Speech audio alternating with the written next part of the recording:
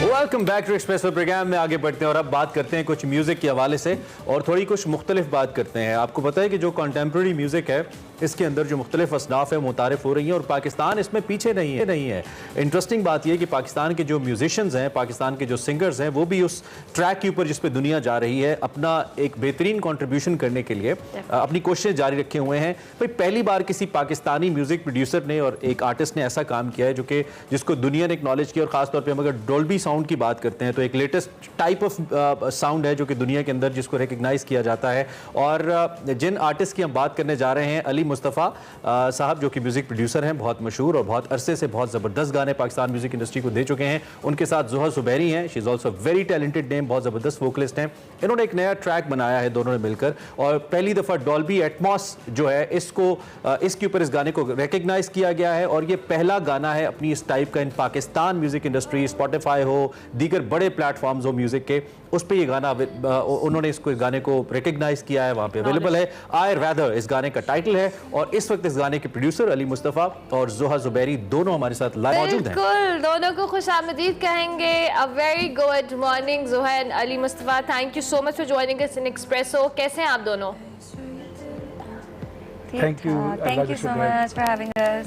Thank you. ठीक ठाक। अच्छा, सबसे पहले तो अली मुस्तफ़ा आपकी जानिब आएंगे। हम जरा चाहेंगे कि डॉल्बी एटमॉस जो है इसको थोड़ा सा हमारे देखने वालों को, दो इट्स अ टेक्निकल थिंग जो ज़्यादातर सिंगर्स और म्यूजिकल इंटरेस्ट वाले लोगों को पता होते हैं, तो हम चाहेंगे आप इसको थोड़ा एक्सप्लेन करें, देन वी फर्दर कंटिन्यू।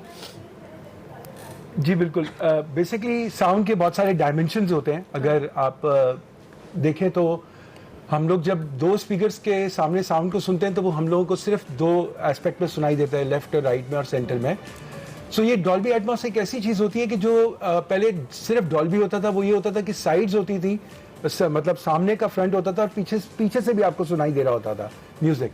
लेकिन अभी क्या होता है कि अभी ये सामने से भी सुनाई दे रहा होता है, साइडों से भी सुनाई दे रहा है और ये ऊपर भी जा रहा होता है, ऊपर नीचे भी साउंड। तो जब ये साउंड ऊपर नीचे ट्रैवल करता है तो बेसिकली ये जो टेक्नोलॉजी, ये 3D टेक्नोलॉजी कहलाती है, इसको डॉल्बी एटमॉस कहते हैं।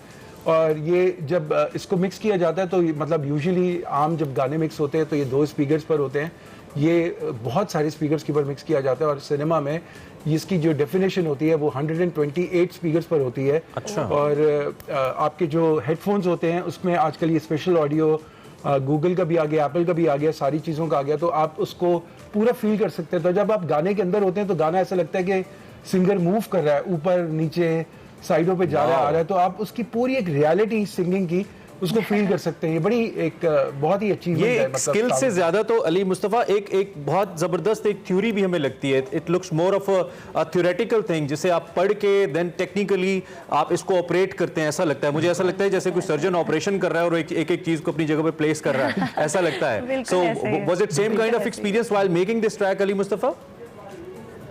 जी बिल्कुल। असल में ज़ोहा जब ये गाना बना के लेके आई तो वो इतना ज़बरदस्त था और मैंने कहा इसकी डेफिनेशन तभी हो सकती है कि ये जब वो जगह इसकी टेल सुनाई दे, इसकी सब चीज़ें सुनाई दे और इसकी मूवमेंट हो। तो कहने की बात ये कि मैं ये सारा क्रेडिट दूंगा क्योंकि गाने तो बहुत आते हैं लेकिन वो कभी भी ऐसी फील नहीं देते कि आपको वो डॉल्बी की तरफ जाए। तो ये कॉम्पोजिशन और उसकी सिंगिंग का स्टाइल इतना अच्छा था कि वो सारी चीज़ें बिल्कुल एक ज़ोहा के बारे में भी हम यही बात कर रहे थे और फिर भी कि ज़ोहा बहुत खूबसूरत गाती हैं और ऑलरेडी ज़ोहा हमारे साथ एक्सप्रेसो पे आ चुकी है। ज़ोहा, सबसे पहले तो जिस तरह से अली मुस्तफ़ा तारीफ़ कर रहे हैं आपकी कि आपने कंपोजिशन, आपका गाना इतना खूबसूरत था कि इसका दिल किया कि इसको इस टेक्नोलॉजी के ऊपर किया जाए। सो अपने इस गाने की कंपोजिशन, इसका बनाने का जो प्रोसेस था, थॉट प्रोसेस था, वो भी शेयर करें हमारे साथ। बिल्कुल। ये गाना मैंने तब लिखा था जब पेंडेमिक स्टार्ट हुआ था हमारा 2020 में। तो उस वक्त क्योंकि सब कुछ हमारे आसपास बंद हो गया था, ना हम किसी से मिल पा रहे थे, किसी से बात कर पा रहे थे, तो एक सेल्फ रिफ्लेक्शन वाली बात आ गई थी कि आप बहुत ज़्यादा अपने अंदर घुस के मैं सोच रही थी कि मैंने कितनी ज़िंदगी में क्या फ़ील किया है, क्या मेरे पर गुजरी है, what ever experiences I have had. तो मैं उस पर लिखना स्टार्ट किया। तो ये पहला ऐसा इमोशन था जो बाहर आया बहुत अरसे बाद, एक एंगर का इमोशन था जो मैं हमेशा कहती हूँ कि बहुत ज़रूरी होता है। और नॉर्मली लोग एंग्री गाने लिखते नहीं है, मतलब गुस्से वाले गाने लिखते नहीं है। तो ये गाना उस इमोशन पे था, वो सारा गुस्सा जो मेरे अंदर था इतने अरसे से, मैंने उसको एक गाने के अंदर बाहर निकाला। और फिर मैंने सोचा कि इस गाने के स्टार्ट से मैं अपनी एल्बम स्टार्ट करूँगी, क्योंकि जो उसके बाद जितना भी मैंने कुछ लिखा वो बहुत मुख्तलिफ था उन सब चीज़ों से जो मैंने पहले आज तक लिखी थी, क्योंकि वो ऐसा माहौल बन गया था कोरोना में कि कोई था नहीं आसपास, आप बस घर में बंद थे कमरे में, ना आप अपने माँ बाप से ज़्यादा बात कर सकते थे, ना आप कुछ और कर सकते थे। तो वो एक ऐसा माहौल था जिसमें सिर्फ अपने साथ टाइम गुजारने में मैंने जितना कुछ लिखा और मैंने कहा अब ये एक एल्बम बननी चाहिए ऑफ ऑल द थिंग्स जो मैंने एक्सपीरियंस किए ज़िंदगी में। चलिए, ये तो ब्लेसिंग इन डिस्गाइज हो गया हमारे लिए, बहुत अच्छा हो गया। तो हम चाहेंगे थोड़ा सा फॉर्मेलिटी है, वी नो कि सुबह सुबह गाना बहुत मुश्किल होता है लेकिन एक दो lines if you could sing for us. अच्छा, एक second. I'd rather lose all of you than my whole peace of mind. Become my whole self. Now what you need me to define.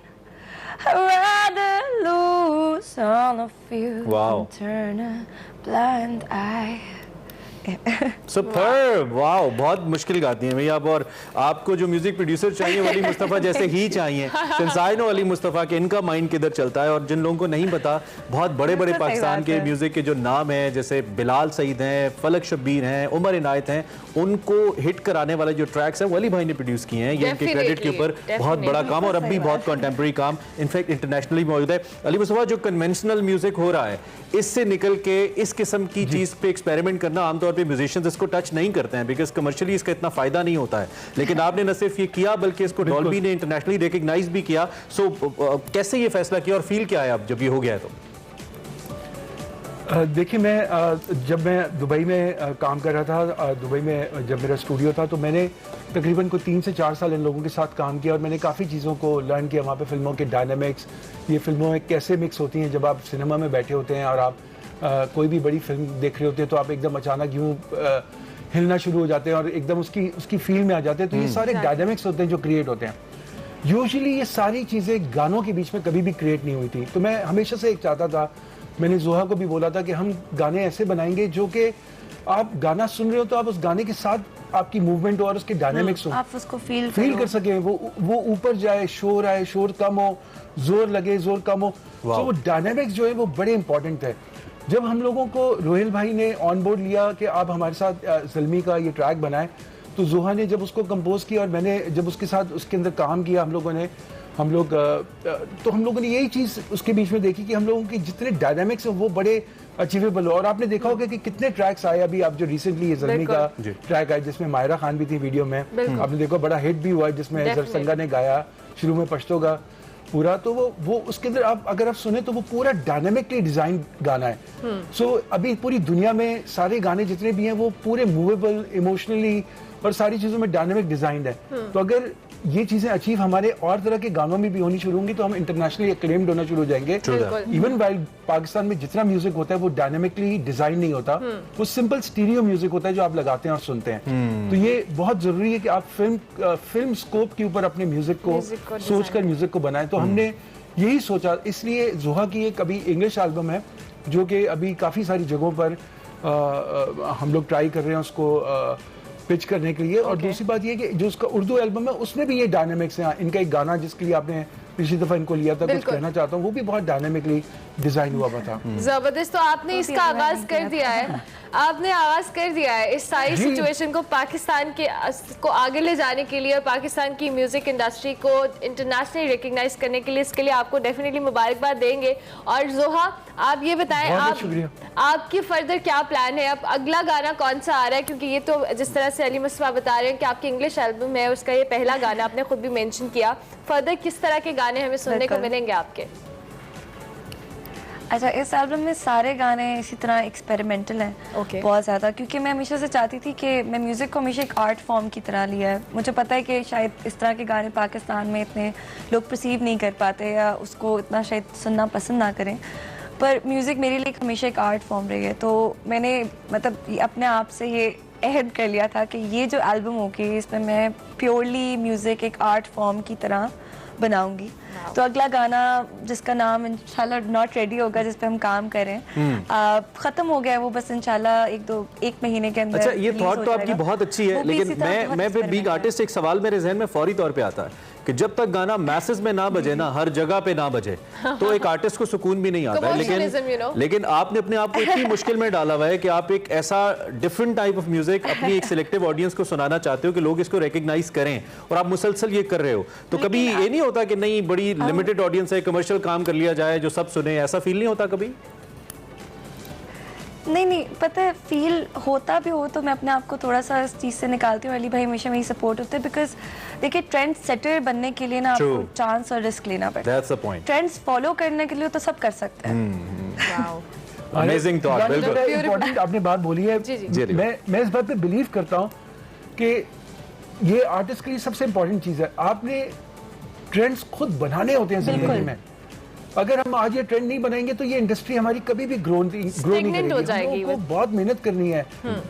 बिल्कुल, हमें बहुत मेहनत करनी है कि इसको एक और लेवल पे लेके जाए। देखिए, अब ये पाकिस्तान का पहला गाना है जो डॉल्बी से रिकग्नाइज्ड होकर पोस्ट हुआ। डॉल्बी ने इसको हर जगह पे पोस्ट किया बाहर मुल्कों में। मतलब ये बहुत बड़ी अचीवमेंट है। नो डाउट, ये बिल्कुल छोटी चीज नहीं जिसको हम लोग और अब चूंकि दुनिया ग्लोबल विलेज है, अब तो स्पॉटिफाई जैसे ऐसे प्लेटफॉर्म्स है जिसपे आपका गाना सिर्फ एक मुल्क तक महदूद ही नहीं है। Yes. जैसे हम देख रहे थे अभी पसूड़ी एक गाना आया अली सेठी का, वो पूरी दुनिया में बज रहा है इस वक्त, और उसके दुनिया भर में वर्जन्स बन रहे हैं। बिल्कुल ऐसे ही। बिल्कुल जबरदस्त। अब तो वही पाकिस्तान, अब क्योंकि स्पॉटिफाई आ गया, ये सारा कुछ आ गया है पाकिस्तान में, बहुत हर आसानी चीज़ हो हम गई है। रिलीज करें वो ग्लोबली हो सकता है। अनफॉर्चुनेटली हमारे पास टाइम थोड़ा कम है। ये टॉपिक बहुत अच्छा है, वी वांट कि हम इसको और भी डिस्कस करें, और इसी तरह से गाने बनाते रहें तो हम आपको दोबारा बुलाते रहेंगे। Ali Mustafa, special thanks to you कि आपने बहुत ज़बरदस्त काम किया है। Thank you very much Zoha and Ali Mustafa कि आपने हमें एक्सप्रेसो में ज्वाइन किया।